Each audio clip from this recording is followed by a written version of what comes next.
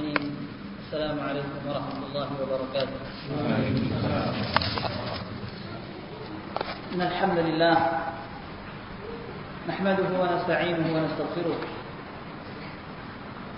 ونعوذ بالله من شرور أنفسنا وسيئات أعمالنا. من يهده الله فلا مضل له ومن يضلل فلا هادي له.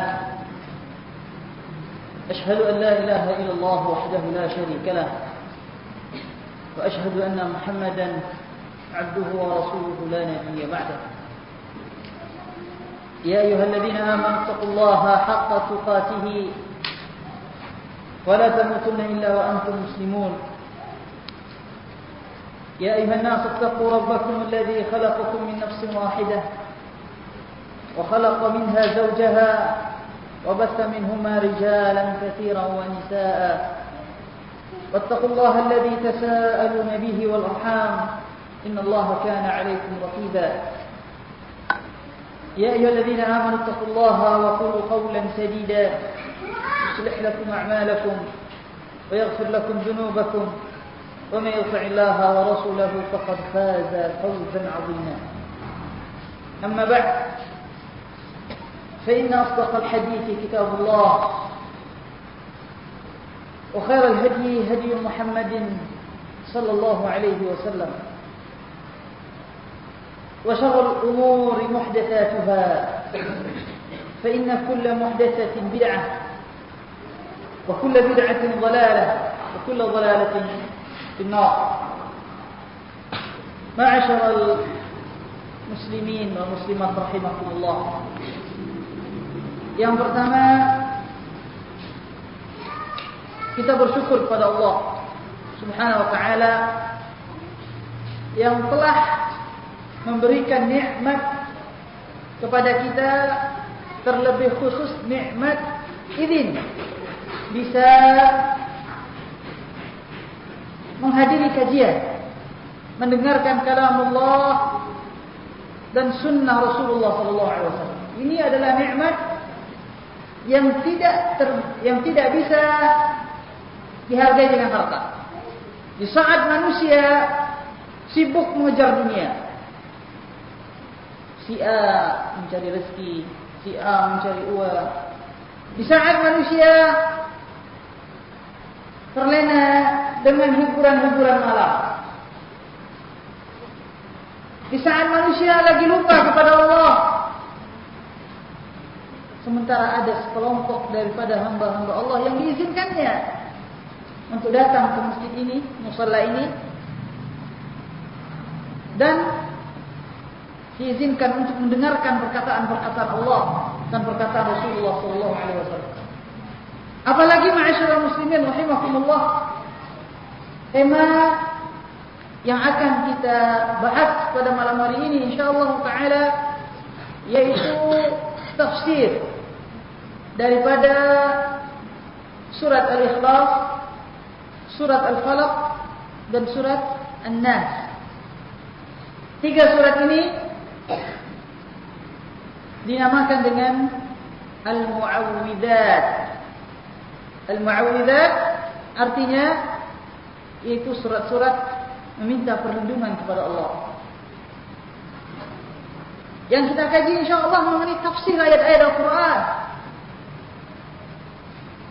Sementara ma'asyiral muslimin rahimakumullah, Rasulullah bersabda, khairukum man ta'allama al-Qur'ana wa 'allamah. Sebaik-baiknya kamu adalah seseorang yang mempelajari Al-Quran dan mengajarkannya. Ini orang yang terbaik.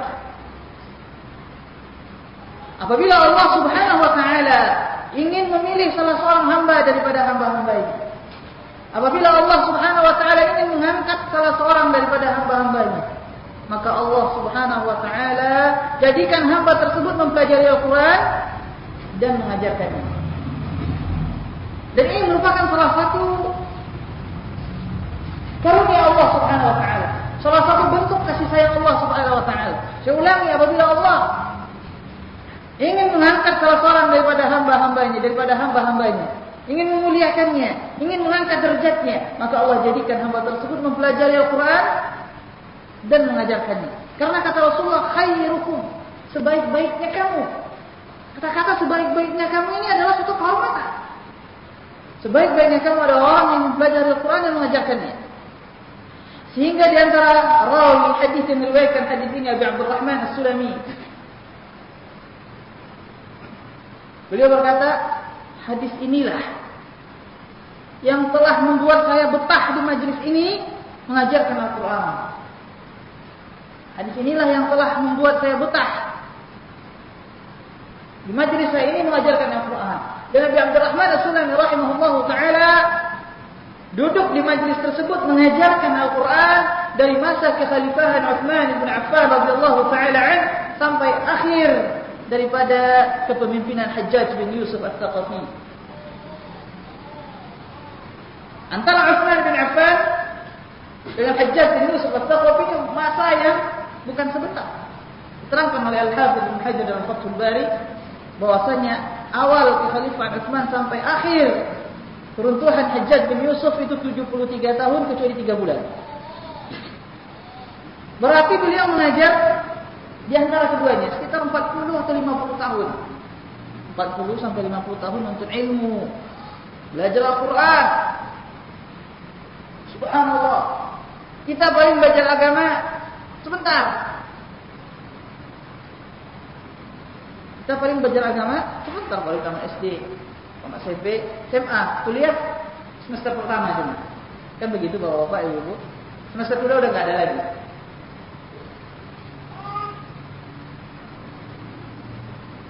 Apa tujuan kita, ma'asyiral muslimin wal muslimat rahimakumullah, mengkaji tafsir surat Al-Falaq, An-Nas dan Al-Ikhlas ini? Di antara tujuan kita yaitu pertama, untuk menjalankan kewajiban kita. Karena kita diperintahkan untuk mempelajari Al-Quran. Wajib hukumnya bagi setiap orang muslim mempelajari Al-Quran. Bukan cuma baca, akan tetapi memahaminya. Allah berfirman, kitabun anzalnahu ilaika mubarakun liyadabbaru ayatih wa liyatadhakkaru ulul albab. Kitab yang kami turunkan kepada engkau yang Muhammad, yang diberkahi, supaya mereka mempelajari ayat-ayatnya. Jadi Allah Subhanahu wa taala menurunkan Al-Quran supaya kita mempelajari ayat-ayatnya.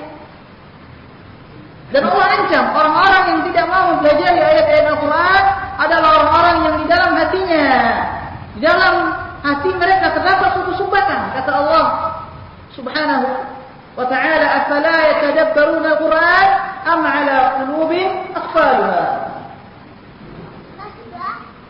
Apakah mereka tidak mau belajar Al-Quran, mendalami Al-Quran, atau di dalam hati mereka terdapat penyumbat-penyumbatnya? Jadi manusia, kata Allah, cuma 2 macam. Kita lihat diri kita di mana. Pertama, orang-orang yang mempelajari Al-Quran dan dia yang terbaik. Yang kedua, orang-orang yang di dalam hatinya ada penyumbat. Kita lihat kita di mana sekarang. Alhamdulillah, kita sekarang dalam mengkaji Al-Quran. Ma'asyiral muslimin rahimakumullah. Di antara tujuan kita mengkaji tafsir 3 surat yang mulia ini, di antaranya untuk merasakan mukjizat Al-Quran di dalam diri kita. Merasakan mukjizat Al-Quran di dalam diri kita. Allah berfirman, "Law anzalna hadzal Qur'an 'ala jabalin la ra'aitahu khashi'an mutasaddian min khasyatillah." Kalau seandainya Al-Quran ini kami turunkan kepada gunung, maka gunung itu akan pecah. Gunung tersebut akan tunduk dan dia akan pecah karena takut kepada Allah. Kalau seandainya Al-Quran diturunkan kepada gunung, sekarang Al-Quran diturunkan kepada siapa? Manusia. Kepada kita manusia. Tapi kenapa hati kita tidak pecah sebagaimana hatinya gunung, sebagaimana keadaan gunung? Kenapa kita mendengar Al-Quran biasa-biasa saja? Kenapa kita malah lengah mempelajari ayat Al-Quran? Kenapa? Karena hati kita lebih beku daripada gunung itu sendiri. Kalau seandainya hati kita lunak, lembut dan mau menerima Al-Quran, maka kita akan mengkajinya siang dan malam. Lihat Rasulullah Sallallahu Alaihi Wasallam, bagaimana beliau mempelajari Al-Quran, bagaimana beliau terhadap Al-Quran. Suatu hari Rasulullah Sallallahu Alaihi Wasallam panggil sahabat yang mulia Ibnu Mas'ud. Dalam hadis yang diriwayatkan oleh Imam Muslim rahimahullah, Ibnu Mas'ud panggil, kata Rasulullah kepada Ibnu Mas'ud, "Iqra' alayya Al-Quran." Iqra' alayya Al-Quran. Ya Ibnu Mas'ud, tolong bacakan Al-Quran kepada saya. Sahabat yang mulia ini bertanya keheranan, "Ya Rasulullah, aqra'u 'alaika wa fika unzil?" Ya Rasul, apakah saya akan membacakan Al-Quran kepada engkau sementara Al-Quran diturunkan pada dirimu? Kata Rasulullah, "Uhibbu an asma'ahu min ghairi." Ya Ibnu Mas'ud, saya ingin mendengar bacaan Al-Quran dari selain saya, bukan saya yang baca, saya ingin dengar. Akhirnya dibacalah oleh Ibnu Mas'ud diawali dari surat Nisa. Ya ayyuhan nas ittaqu rabbakum alladzi khalaqakum min nafsin wahidah dan selanjutnya. Sampai pada ayat kurang lebih 30-an. Tatkala sampai kepada firman Allah, "Fa kaifa idza ji'na min kulli ummatin bi syahidin wa ji'na bika 'ala haula'i syahida." Kata Rasulullah, "Hasbuk, cukup ya Ibnu Mas'ud, cukup." Ibnu Mas'ud selesai membaca Al-Quran, beliau mengangkat kepala beliau dan melihat dan menyaksikan Rasulullah SAW menangis. Penuh mata beliau dengan air mata, cucuran air mata beliau. Kenapa Rasulullah menangis, ma'asyiral muslimin? Karena beliau merasakan kenikmatan pada Al-Quran. Kenapa kita tidak menangis? Karena kita tidak merasakan kenikmatan Al-Quran. Kenapa Rasulullah merasakan kenikmatannya? Karena beliau paham kandungan Al-Quran. Kenapa kita tidak menangis? Karena kita tidak paham. Setelah Rasul, sahabat yang mulia Abu Bakar As-Siddiq, tatkala Rasulullah Sallallahu Alaihi Wasallam mau meninggal dunia, Rasulullah panggil sahabatnya, Rasulullah panggil istrinya, "Wahai Aisyah, tolong panggil bapakmu Abu Bakar, minta dia menjadi imam menggantikan saya." Karena biasanya imam salat Rasul panggil. Apa kata Aisyah, "Ya Rasulullah, inna Abu Bakrin rajulun raqiq. Fa idza qara'a al-Qur'an ma yusmi'u an-nasa illa bukaa." Ya Rasul, sungguhnya bapak saya Abu Bakar adalah seorang yang sangat lembut perasaannya. Apabila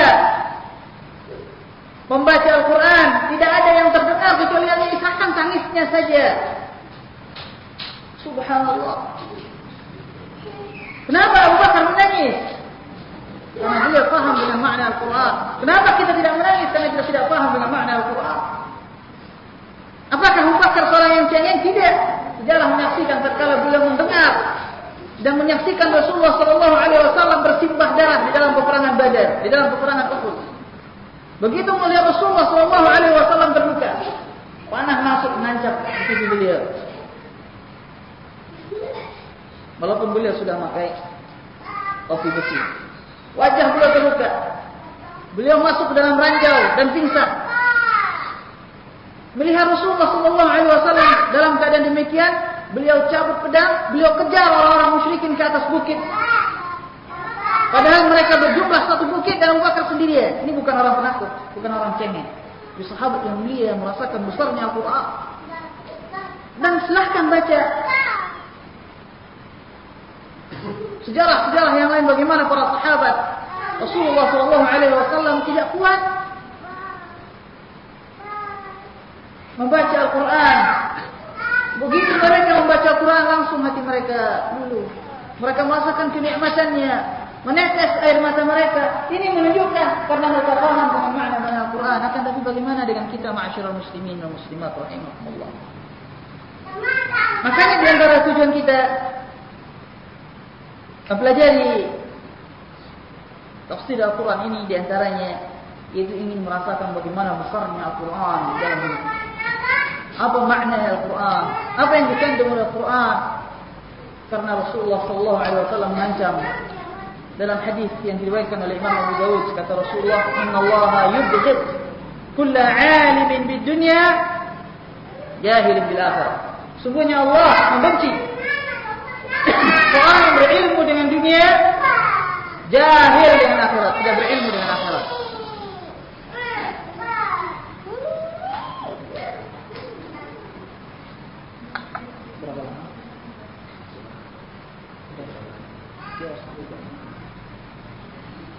Allah membenci, kata Rasul, orang yang berilmu dengan dunia tapi tidak berilmu dengan akhirat.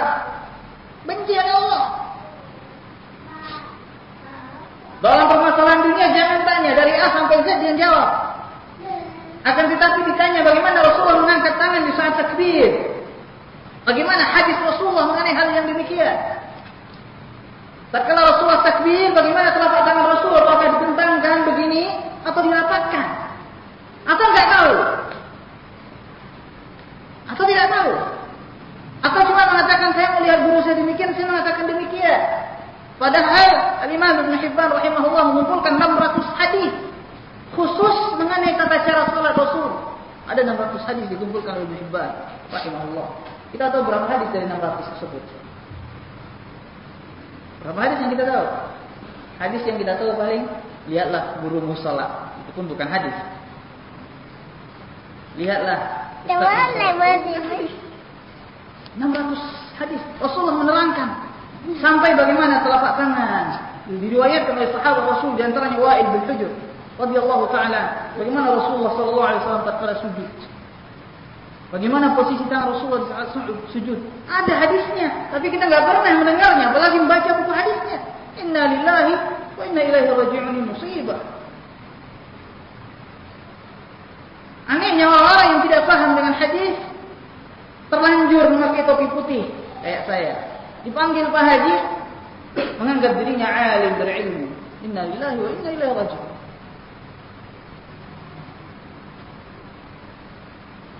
Al-Imam Asy-Syafi'i rahimahullah, Imam Ahlus Sunnah,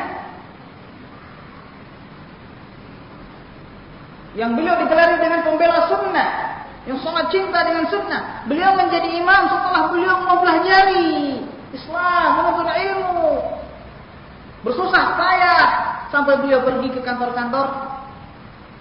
Beliau minta kertas-kertas bekas. Saking susahnya beliau menuntut ilmu, di awal-awal beliau menuntut ilmu. Minta kertas bekas, yang biasanya kertas bekas di halaman depannya sudah tertulis, di halaman belakangnya kan belum. Beliau menggunakan halaman belakangnya untuk menulis. Beliau belajar menuntut ilmu. Begitu Imam Syafi'i rahimahullah. Al-Imam Bukhari rahimahullah usia 10 tahun. Manusia mengatakan bahwasanya bocah ini hafal 200.000 hadis, bagaimana kita hafal membaca qul huwallahu ahad. Hafal 200.000 hadis, bagaimana kita hafal qul huwallahu ahad. Gimana lancarnya kita baca qul huwallahu ahad, qul huwallahu ahad, Allahu samad. Begitu ya. Para ulama pada zaman dahulu, pada abad pertama, abad kedua, tidak ada ulama kecuali mereka hafal Al-Quran. Hafal Al-Quran. Pada zaman sekarang hampir semua ulama tidak hafal Al-Quran. Sudah terbalik dunia. Ma'asyiral muslimin rahimakumullah. Makanya alhamdulillah Allah izinkan kita menuntut ilmu. Di antara manusia yang sampai malam begini masih banyak di antara mereka yang menuntut dunia, mencari harta. Masih banyak. Allah izinkan kita menuntut ilmu. Ini nikmat daripada Allah yang wajib kita syukuri. Dan yakinilah bahwasanya nikmat di sini akan diminta pertanggungjawabannya di hadapan Allah. Yakini bahwasanya kita akan berdiri dihisab, diminta pertanggungjawaban pada hari Selasa jam 20 lebih. Kamu pergunakan apa nikmat waktu yang telah kuberikan padamu, kata Allah Subhanahu wa taala. Allah akan bertanya. Makanya ma'asyiral muslimin, kita berdoa kepada Allah supaya kita dijadikan hamba-hamba yang mempergunakan waktu kita untuk beribadah kepada Allah, mencari ridha Allah. Dan kita yang sudah diizinkan datang ke sini, perbaharui niat kita, perkuat niat kita. Jadikanlah datangnya kita ke majlis ini, duduknya kita di majlis ini, dalam masjid ini, mendengarnya kita di dalam masjid ini, berusahanya kita untuk memahami kajian ini, dan pulangnya kita dari kajian ini hanya untuk satu hal, mencari ridha Allah Subhanahu wa taala, tidak untuk yang lain. Ma'asyiral muslimin rahimakumullah. Baiklah, saya rasa saya tidak perlu memperpanjang. Saya langsung masuk kepada tafsir. Pertama, ma'asyiral muslimin rahimakumullah, kita mulai daripada surat Al-Ikhlas. Surat Al-Ikhlas atau surat Qul Huwallahu Ahad dan seterusnya ini lebih dahuluan turun daripada surat Al-Falaq dan surat An-Nas. Surat Al-Ikhlas diturunkan di kota Makkah. Dan surat Al-Ikhlas dinamakan dengan surat Makkiyah. Dan surat Al-Falaq dan An-Nas dinamakan dengan surat Madaniyah. Apa dia surat Makkiyah dan surat Madaniyah? Surat Makkiyah definisi yang benar yaitu surat yang diturunkan sebelum hijrahnya Rasulullah sallallahu alaihi wasallam. Bukan maknanya surat yang diturunkan di kota Mekah. Ini definisi marjuh dalam ilmu usul tafsir. Yang betul surat Makkiyah itu surat yang diturunkan di kota Mekah. Dan surat Madaniyah, surat Makkiyah yang betul itu surat yang diturunkan sebelum hijrah. Dan surat Madaniyah itu surat yang diturunkan setelah hijrahnya Rasulullah sallallahu alaihi wasallam. Surat Al-Ikhlas atau surat Qul Huwallahu Ahad. Allahu Samad, lam yalid wa lam yulad wa lam yakul lahu kufuwan ahad.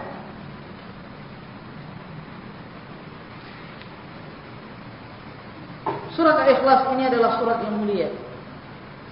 Surat yang Rasulullah sallallahu alaihi wasallam pernah menjadi saksi atas seseorang yang cinta dengan surat ini dan dia masuk surga karena kecintaannya terhadap surat ini.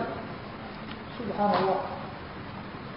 Rasulullah pernah menjadi saksi atas seseorang yang dimasukkan oleh Allah ke dalam surga karena dia cinta dengan surat ini. Sebagaimana dalam beberapa hadis diriwayatkan oleh beberapa orang a'immah, di antaranya Imam Bukhari rahimahullah taala, bahwasanya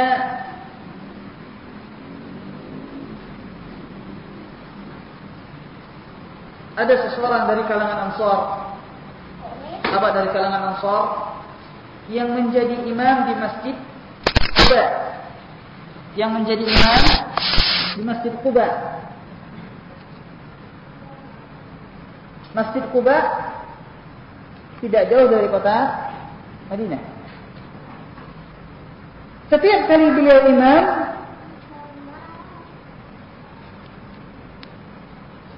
selesai membaca Al-Fatihah, dia selalu membaca surat Al-Ikhlas. Qul huwallahu ahad, Allahu samad, lam yalid wa lam yulad wa lam yakul lahu kufuwan ahad. Setelah itu baru dia baca surat-surat yang lain. Setiap salat, setiap beliau menjadi imam.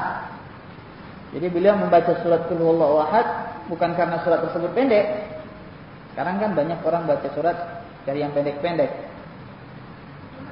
Bila baca Qul huwallahu ahad, selesai Qul huwallahu ahad, beliau tambah dengan surat yang lain. Baru ruku. Nah, perbuatan ini sampai kepada Rasulullah sallallahu alaihi wasallam dan membuat pertanyaan di hati para sahabat-sahabat yang lainnya, sehingga beliau dipanggil. Bahwasanya engkau selalu membaca surat Al-Ikhlas pada setiap rakaat. Sebelum engkau membaca surat-surat yang lain, setelah engkau baca Al-Fatihah.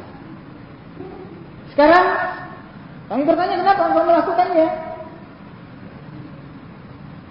Sekarang engkau mendapatkan pilihan, baca atau engkau tinggalkan. Engkau jadi imam, engkau meninggalkan kebiasaan tersebut, atau engkau tidak menjadi imam, silahkan engkau baca sendirian. Ini kurang lebih maknanya, ini bahasa saya. Sahabat yang mulia tersebut mengatakan, "Ma ana bitarikiha," saya enggak mau ninggalin. Saya tidak mau meninggalin. Sehingga ringkas cerita, beritanya sampai kepada Rasulullah sallallahu alaihi wasallam.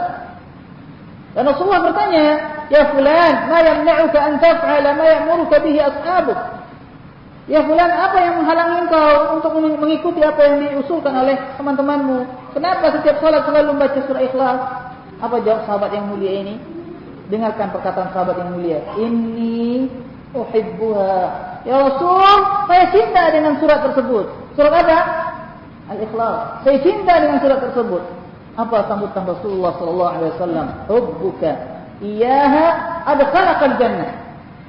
Kecintaan engkau ya fulan dengan surat tersebut pasti memasukkan kamu ke dalam surga. Subhanallah. masuk ke dalam surga karena cinta dengan surat Al-Ikhlas. Makanya ma'asyiral muslimin, surat ini pendek akan tapi dalam maknanya. Dia mengandung kalimat tauhid. Dia menerangkan tauhid, menerangkan Allah satu-satunya. Allah tempat bergantung segala sesuatu. Allah tidak beranak dan tidak pula diperanakkan. Ini perkataan sangat pedas dan sangat berat dirasakan oleh orang-orang Nasara dan orang-orang Yahudi yang mengatakan Allah mempunyai anak. Makanya dalam riwayat yang lain, Rasulullah SAW menerangkan dalam hadis yang diriwayatkan oleh Imam Bukhari, kata Rasulullah, "Walladzi nafsi biyadihi innaha la ta'dilu thulutsal Qur'an." Demi Allah yang jiwa saya berada di tangannya, sungguh surat Al-Ikhlas sepertiga daripada Al-Qur'an. Masya Allah. Ini rahmat daripada Allah. Allah jadikan surat Al-Ikhlas menyamai dengan sepertiga daripada Al-Qur'anul Karim. Subhanallah. Ma'asyiral muslimin, apa dia makna, apa kandungan yang ada dalam surat Al-Ikhlas? Baiklah, kita artikan ayat ini terlebih dahulu. Dan sebagaimana biasanya saya dalam kajian tafsir, saya selalu memulai mengartikan ayat secara perkata, untuk kita memahami bahwasanya kadang Al-Quran terjemahan itu tidak murni terjemahan perkata, akan tetapi sudah disisipi oleh penerjemahnya. Makanya kadang kita kalau baca Al-Quran terjemahan A dengan Al-Quran terjemahan B yang beda penerjemahnya, kita sering menemukan ada bedanya. Benar apa tidak? Ada bedanya. Al-Quran terjemahan Profesor Kiai Haji A, Al-Quran terjemahan Depak, Al-Quran terjemahan Ustadz A, baca, bandingkan, ada bedanya. Loh, kenapa kok beda? Kenapa kok beda? Iya, karena di dalam menerjemah mereka mensisipi keterangan dari apa yang mereka pahami, supaya orang-orang yang membaca bisa memahaminya dengan mudah. Makanya mempelajari Al-Quran tidak cukup dengan terjemahan, harus dengan belajar bahasa Arab. Karena kalau seandainya dia cukup dengan terjemahan, kalau seandainya dia memegang Al-Quran terjemahan Kiai A, maka dia akan sealiran dengan Kiai A di dalam pemahaman tentunya. Tapi kan Al-Quran. Baiklah, saya artikan, Qul huwallahu ahad. Katakanlah ya Muhammad, huwallah, dia Allah, ahad, yang Maha Esa, yang Maha Tunggal. Ini bahasa Arab, contoh satu, bahasa Arabnya wahid. Ahad artinya juga satu. Jadi satu dalam bahasa Arab, satu dalam bahasa Arab bisa ahad, bisa wahid. Tapi kenapa di dalam ayat ini Allah mempergunakan ahad dan tidak mempergunakan wahid? Karena terdapat suatu penafsiran yang sangat luar biasa. Allah meninggalkan mempergunakan kata-kata wahid dan mempergunakan kata-kata ahad karena ada yang Allah tuju. Apa yang Allah tuju? Karena pada ahad tergantung tersimpan makna. Ahad artinya satu, akan tapi satu yang tidak ada duanya, tidak ada yang kedua, tidak ada yang ketiganya. Sementara wahid artinya juga satu, tapi ada kemungkinan kedua, ada kemungkinan ketiga, keempat dan seterusnya. Dan Allah tidak menginginkan demikian. Allah menginginkan ahad, Allah satu-satunya. Tidak ada kedua dan ketiga.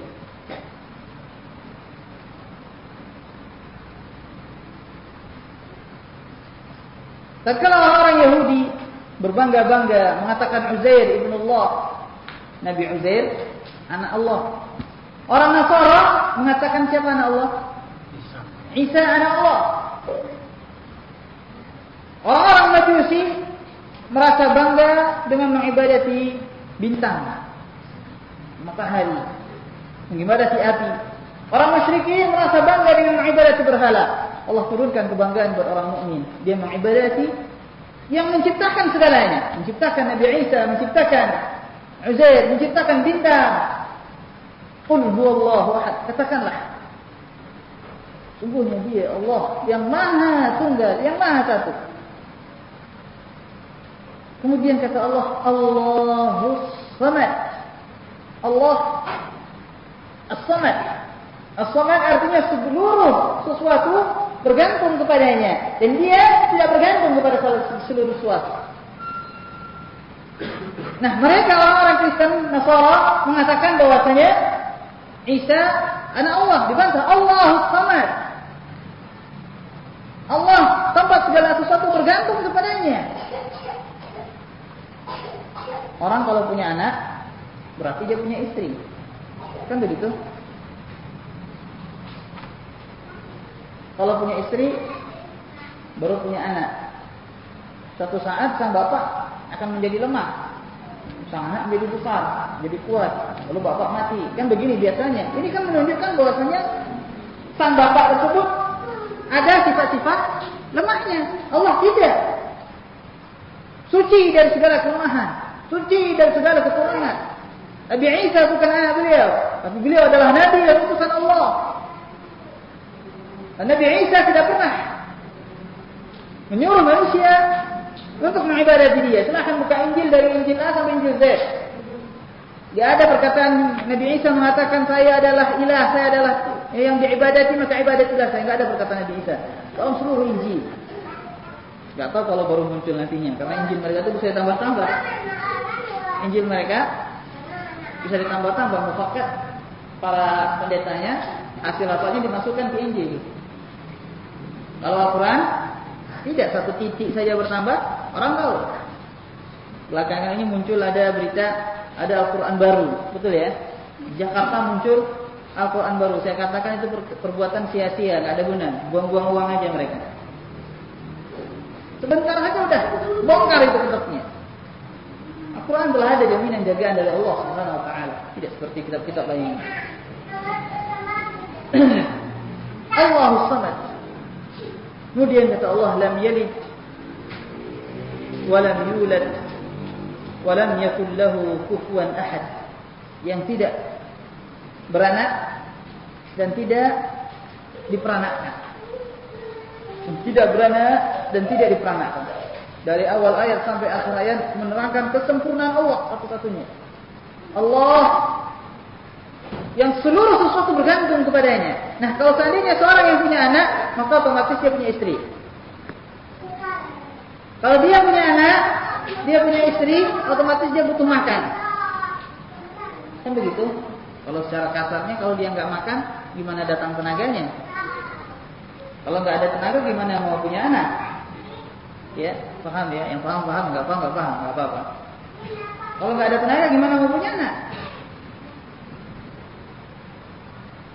Nah, orang yang makan, otomatis dia butuh untuk membuang sisa-sisa makanan. Ini adalah sifat-sifat kekurangan, aib. Dan ini tidak pantas bagi Allah. Allah suci dari segala bentuk kesalahan dan kekurangan. Lam yalid wa lam yulad wa lam yakul lahu kufuwan ahad. Tidak ada seorang pun yang setara dengan Allah, yang menjadi sekutu Allah. Allah terangkan dalam surat Al-An'am ayat 101. Kata Allah Subhanahu wa taala, "Badi'us samawati wal ard, anna yakunu lahu walad, wa lam takul lahu sahibah, wa khalaqa kulla syai'." Allah yang menciptakan langit-langit dan bumi. Kata langit-langit dan bumi menunjukkan langit bukan satu, dan bumi. Mana mungkin Allah mempunyai anak sementara dia tidak memiliki istri dan dia menciptakan segala sesuatu. Ma'asyiral muslimin, makanya tatkala datang perkataan orang-orang Yahudi, tatkala baru pertama kali muncul perkataan orang Yahudi mengatakan Allah punya anak.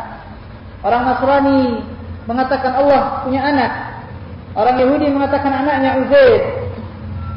Orang Nasrani mengatakan anak Allah Isa. Tatkala mereka baru mengatakan tersebut, langit dan bumi tidak kuat menanggungnya, begitu besar kufurnya perkataan ini, begitu besar ingkarnya perkataan ini, begitu besar tidak tahu dirinya perkataan ini. Sehingga apa kata Allah dalam surat Maryam, takadu as-samawati yatafattarna minhu wa tanshaqqu al-ard wa takhirru al-jibal hadda an da'u lir-rahmani walada. Hampir saja langit-langit pecah, bumi hampir saja terbelah, gunung hampir saja hancur. Tatkala mereka mengatakan Allah mempunyai anak.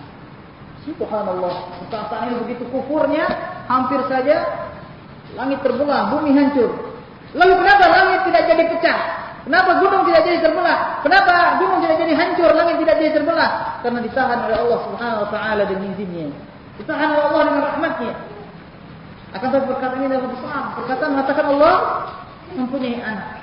Makanya ma'asyiral muslimin, para ulama dari zaman dahulu, para ulama sebenarnya ulama dari kalangan sahabat, dari kalangan tabi'in, dari kalangan atba'ut tabi'in, tidak ada seorang pun di antara mereka yang membolehkan mengucapkan selamat Natal. Tidak ada. Tidak ada seorang pun di antara mereka yang membolehkan mengucapkan selamat kepada agama Yahudi ataupun kepada agama Nasara atas hari raya mereka. Karena ucapan selamat tersebut sama maknanya dengan mengatakan selamat ya orang Nasrani mengatakan Allah punya anak.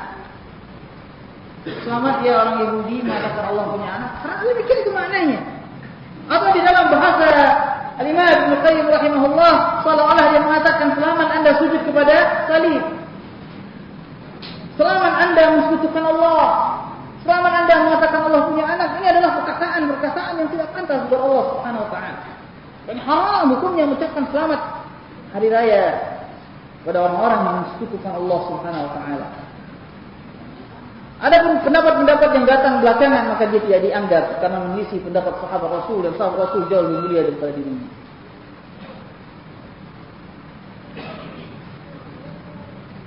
Ma'asyiral muslimin rahimakumullah. Ini surat Al-Ikhlas. Kemudian surat Al-Falaq. Surat Al-Falaq, ma'asyiral muslimin, dan surat An-Nas, dua surat ini diturunkan berbarengan. Dan dia dinamakan surat Madaniyah. Surat yang diturunkan setelah hijrahnya Rasulullah sallallahu alaihi wasallam. Dan dikatakan muawwidzat, surat, dua surat muawwidzatain, dikatakan muawwidzatain karena dia adalah dua surat minta perlindungan kepada Allah. Kenapa?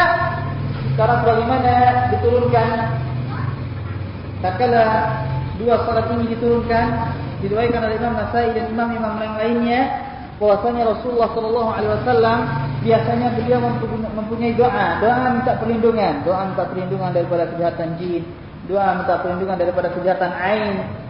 Begitu dua surat ini turun, Rasulullah meninggalkan seluruh doa-doa tersebut dan beliau mencukupkannya dengan dua surat ini.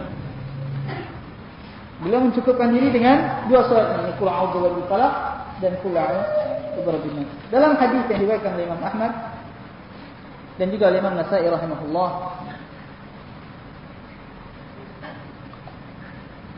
Rasulullah berkata kepada Uqbah ibn Amir, kata Rasulullah, ya Aqil, ala u'allimuka surataini min khairi surataini qara'a bihima an-nas. Ya Aqil, ya Uqbah, maukah engkau saya ajarkan dua surat yang mana dia adalah dua surat yang terbaik yang dibaca oleh manusia. Dua surat yang terbaik yang dibaca oleh manusia. Mau ya Rasulullah? Uqbah bin Amir radhiyallahu ta'ala, kemudian kata Rasulullah, maka bacalah Qul a'udzu birabbil falaq dan Qul a'udzu birabbin nas. Sering manusia menganggap kecil dua surat ini karena mungkin banyak yang bacanya, anak-anak kecil bacanya, padahal dia besar. Besar menurut siapa? Menurut Allah dan Rasulnya. Kecil menurut siapa? Menurut orang-orang yang tidak paham dengan besarnya dua surat ini. Kita maunya di mana? Kita mau bersama Rasulullah yang menganggap besar dua surat ini. Ma'asyiral muslimin rahimakumullah. Rasulullah SAW bersabda dalam hadis yang diriwayatkan oleh Imam Nasa'i rahimahullah, kata Rasulullah, "Innan nasa lam yata'awwadu bimithli hadaini, qul a'udzu birabbil falaq, qul a'udzu birabbin nas." Sungguhnya manusia tidak pernah meminta perlindungan sebagaimana mereka minta perlindungan dengan dua surat ini. Dengan bahasa lain, tidak ada doa minta perlindungan yang paling dahsyat melebihi dua surat ini. Qul a'udzu birabbil falaq dan qul a'udzu birabbin nas. Makanya ma'asyiral muslimin wal muslimat rahimakumullah,